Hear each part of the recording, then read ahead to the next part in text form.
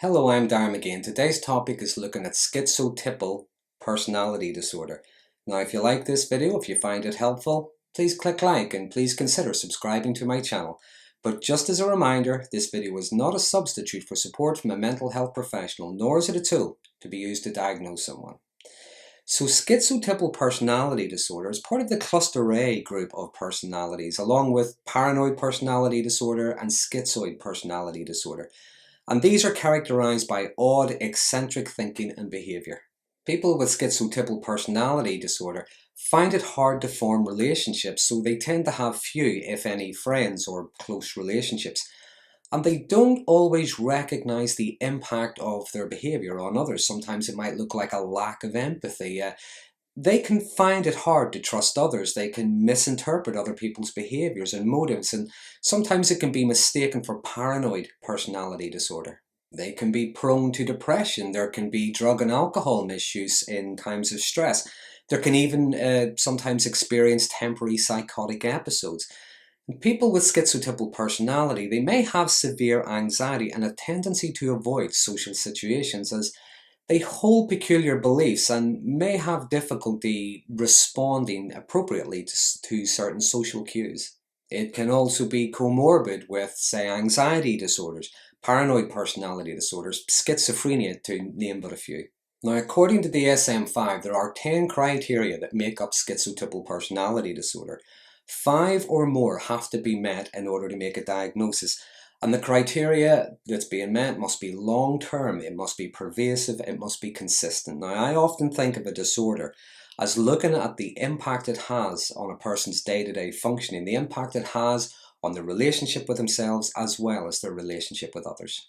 So the first criteria is being a loner, lacking close friends outside of the immediate family. Now, this can look like living an isolated life, involved in isolated activities due to a social anxiety. Now, in their early years, they may have been an underachiever, regardless of their level of ability, but that might have been out of fear of standing out too much or the fear of being bullied or being teased.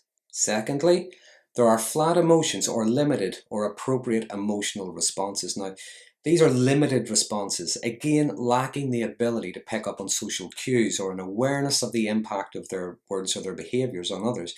And again, it might look like a lack of empathy, but there's no real frame of reference or awareness for what an appropriate response to a particular situation might be. Thirdly, persistent and excessive social anxiety. Now, this is like constantly fearing, say, being judged or criticized, the fear of being attacked verbally or physically, fearing that any social interaction is going to end badly for them. So they prefer to be alone. Now, the thing is, this anxiety, it doesn't really improve over time or with familiarity with the people that they're mixing with. The next criteria is an incorrect interpretation of events, such as a feeling that something that is actually harmless or inoffensive has a direct personal meaning. Now, again, similar to paranoid personality, where someone with schizotypal personality can misread cues, tones of voice, facial expressions, and suspect malintent. So something said, whether it's innocuous, can have them believing there is some kind of personal dig against them. But then when something does happen, maybe doesn't go their way, at times they might believe that it's part of some kind of personalized plot against them. Criteria number 5, peculiar, eccentric, or unusual thinking, beliefs, or mannerisms. Now, there's odd beliefs about things, how things happen, why they happen, which can make it even harder for them to have connections with others. The next criteria is suspicious or paranoid thoughts and constant doubts about the loyalty of others. Now, again, similar to paranoid personality, there's the belief that others, even others that are showing kindness, concern, good manners, they have a sinister agenda. It can be an ingrained belief that others can, therefore will, betray them somehow. It is only a matter of time. Criteria number 7, a belief in special powers such as mental telepathy or superstitions. Now, This can be something like believing that they can read minds, so they know what other people's real motives and intentions are. They may think they have the ability to predict the future or influence events just through the power of thought. Now, something could happen to someone they know, or they may see something on the news and believe that they are responsible for that happening because of how they were thinking. Or they may believe that others are maybe clairvoyant, they can read minds and are monitoring them, interfering in their lives somehow. There can be a belief in superstitions. Now, I guess maybe we all do to some level, but this is to a large degree where that belief in the superstition, it's almost that it's a fact. Now, the difference with schizophrenia, say, would be that someone with schizotypal personality can be open to new information, open to facts, and they can change their mind about something. They can reappraise a situation or a belief. Number 8. Unusual perceptions such as sensing an absent person's presence or having illusions. Now, often confused with psychotic episodes, they might believe they hear something that isn't there or see events happen in a strange way. But the thing to remember is it's not the belief or the frame of reference, it's actually the perception of the situation that is different. Criteria number 9. Dressing in peculiar ways such as appearing unkempt or wearing oddly matched clothes. Now, as well as the eccentric behaviour, someone with schizotypal personality can at times dress eccentrically as well. They might wear a heavy overcoat on the hottest day of the year. They may wear odd socks or shoes. They may wear 2 watches.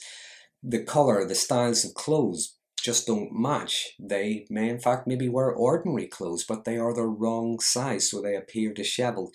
Or maybe they wear the same clothes all the time, never changing them.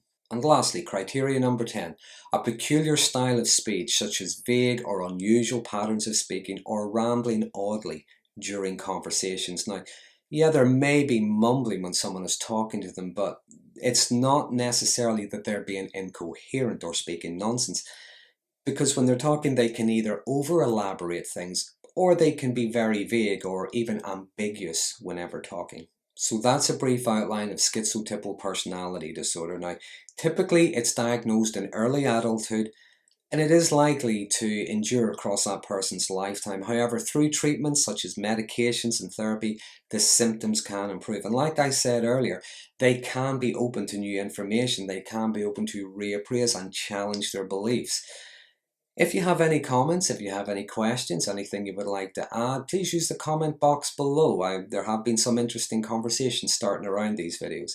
If you like this video, if you found it helpful, please consider subscribing to my channel for future updates on mental health related topics. And until next time, thanks for watching.